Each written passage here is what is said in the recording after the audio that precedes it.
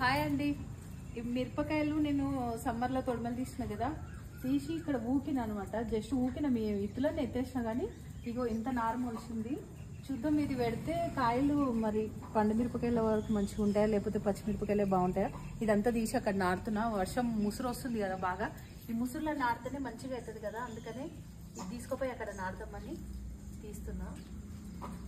ఇగో కలుపు ఉంది కొంచెం అంతా, మొన్ననే తీసేసిన కానీ ఇది కూడా ఇంత కూడా తీసేసి మళ్ళీ నారితే బాగుంటుంది. ఎంత నార వెళ్ళింది చూడండి, ఇంత నార వచ్చింది.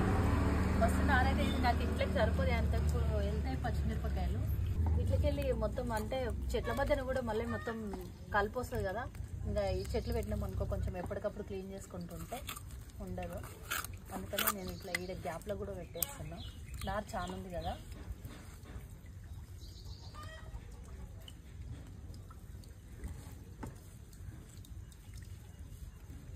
చూడండి ఇక నాటేసిన మొత్తం ఈ నుంచి ఎక్కువ దూరం పెట్టకుండా మంచి దగ్గర ఇట్లా పెట్టేసిన అనమాట దగ్గరికి. ఇంకా వర్షం కూడా ఇక తుంపర వర్షం పడుతుంది కదా, వర్షానికి మంచిగా నాటుకుంటుంది, అందుకనే నాటేసిన. నా వీడియోస్ నచ్చితే లైక్ చేయండి, షేర్ చేయండి, సబ్స్క్రైబ్ చేసుకోండి. Thank you for watching.